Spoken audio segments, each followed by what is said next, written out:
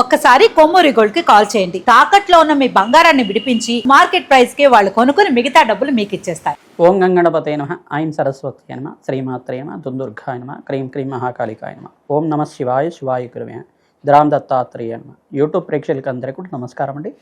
నేను పాలపర్తి గురునాథ్ శర్మ, జ్యోతిష్యం వాస్తు సిద్ధాంతిని. మీకంతా కూడా గోచారిత్య గ్రహాల యొక్క స్థితిగతి కలీక వాటి ప్రభావం అంతా కూడా మేషాది ద్వాదశ రాశుల వాళ్ళకంతా కూడా ఎటువంటి గ్రహ గోచారంలో గ్రహస్థితి అంతా కూడా యోగకరంగా ఉందా, ఏ గ్రహాలకంతా కూడా శాంతి పూజలు ఆచిస్తే కనుక జీవితంలో మార్పులు జరుగుతాయి, ఆర్థికంగా ఆకస్మికంగా ధనయోగ ప్రాప్తి కలగాలన్నా, వ్యాపారంలో అభివృద్ధి కలగాలన్నా ఏ గ్రహాలంతా కూడా కారకత్వం అవుతున్నాయి విశ్లేషణ చేయడం జరుగుతుంది. ప్రధానంగా చూసుకుంటే ఈ రోజున మనం చూసుకోబోయే గోచార రీత్యా గ్రహస్థితి అంతా కూడా ఈ రకంగా ఉంది. ఈ యొక్క వార ఫలితాల్లో భాగంగా ఏప్రిల్ నెలలో అంతా కూడా 12వ తారీఖు నుంచి 18వ తారీఖు దాకా వార ఫలితాలంతా కూడా విశ్లేషణ చేస్తున్నాం. ప్రధానంగా చూసుకుంటే గోచారిత్య గ్రహస్థితి ఈ రకంగా ఉంది. కుంభరాశిలో రాహువు సంచారం మరియు మీనరాశిలో అంతా కూడా రవి భగవానుడు ప్రధానంగా చూసుకుంటే 14వ తారీఖు తర్వాత మేషరాశిలో ఉచ్చస్థానంలో సంచారం చేయడం, మరియు ఇక్కడ ఈ యొక్క మీనరాశిలో రాహు ప్రధానంగా శనీశ్వరుడు, అంగారకుడు, బుధ భగవానుడు, సూర్య భగవానుడు అంతా కూడా సంచారం జరుగుతుంది. శుక్రుడంతా కూడా ఈ యొక్క వార మధ్యలో అంతా కూడా చూసుకుంటే 13వ తారీఖు తర్వాత ఈ యొక్క వృషభ రాశిలో సంచారం చేయడం జరుగుతుంది. ప్రధానంగా చూసుకుంటే ఈ గ్రహస్థితి ఈ రకంగా ఉంది. బృహస్పతి అంతా కూడా మిథున రాశిలో సంచారం చేయడం, మరియు ఈ యొక్క కేతు యొక్క సంచారం అంతా కూడా సింహరాశిలో సంచారం జరుగుతుంది. కాలసర్పదోషంలో ఈ యొక్క గ్రహస్థితి అంతా కూడా కాలసర్ప స్తంభంలో అంతా కూడా ఉంది. ప్రధానంగా చూసుకుంటే కొన్ని రాశుల వాళ్ళకంతా కూడా అదృష్టయోగం కలిసి రావడం కానీ, కొన్ని రాశుల వాళ్ళకంతా కూడా మిశ్రమైన ఫలితాలు రావడం కానీ జరుగుతూ ఉంటాయి. ప్రధానంగా గోచారిత్య గ్రహస్థితి ఏం చెప్తుందంటే కర్మయోగాన్ని అంతా కూడా చెప్తుంది. కర్మ ఫలితాన్నంతా కూడా అనుభవించే విధంగా, కర్మదోషాన్ని నివారణ చేసే విధంగా గ్రహదేవతలంతా కూడా ఈ యొక్క దోషాన్నంతా కూడా పరిష్కారం చేసే విధంగా ఉంటారన్నమాట. ప్రధానంగా చూసుకుంటే శనీశ్వరుడు కర్మఫలదాత, బృహస్పతి అంతా కూడా యోగదాత అంతా చెప్పేసి అంటారు. ప్రధానంగా రాహు అంతా కూడా కర్మని అనుభవించే విధంగా చేస్తుంటారు. రాహుకేతులు ఇద్దరు కూడా కర్మను అనుభవించే విధంగా చేస్తుంటారు.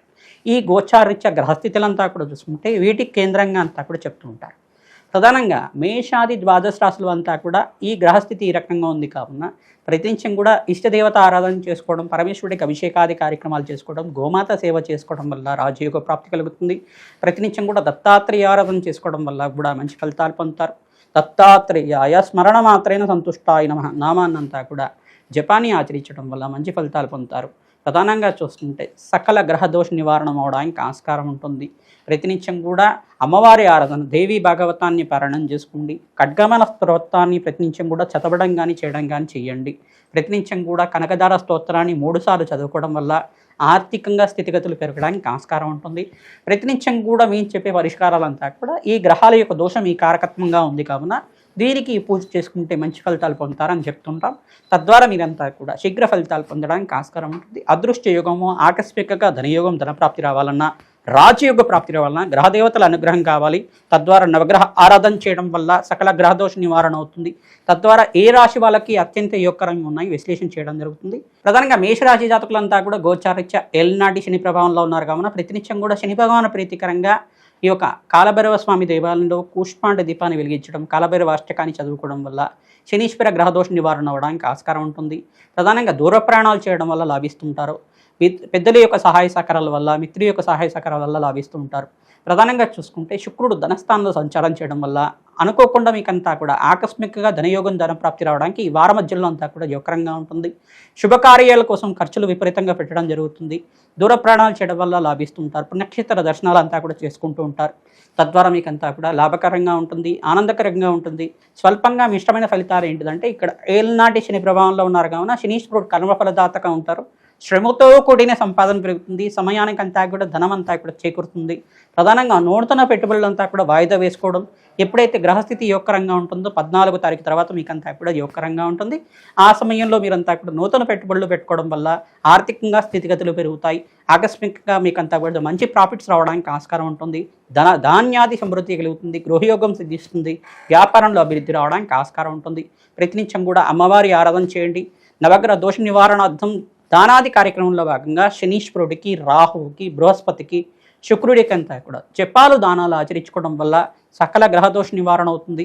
ఇక్కడ అంగారకుడు శనీశ్వరుడు కలిగి జరుగుతుంది కావున ప్రతినిత్యం కూడా మీరంతా కూడా సుబ్రహ్మణ్య స్వామి వారి ఆరాధన చేసుకోవడం వల్ల మీ ఇంట్లో అంతా కూడా గృహంలో చిన్న చిన్న మనస్పర్ధలు కానీ కలహాలు కానీ జరిగే అవకాశాలు ఉంటాయి. దీని నుంచి బయటపడడానికి ఆస్కారం ఉంటుంది. స్కందోత్పత్తి అనే చరిత్ర ఉంటుంది. ఆ చరిత్రని వినడం మాత్రం చేతిని సుబ్రహ్మణ్య స్వామి అనుగ్రహం కలుగుతుంది. ఓం శరవణ బబాయ నమః, ఓం శరవణ బబాయ నమః, ఓం శరవణ బబాయ నమః అనే నామాన్నంతా కూడా ప్రతినిత్యం కూడా జపాన్ని ఆచరించండి. తద్వారా రాజయోగ ప్రాప్తి కలుగుతుంది. సకల గ్రహదోష నివారణ అవ్వడానికి ఆస్కారం ఉంటుంది.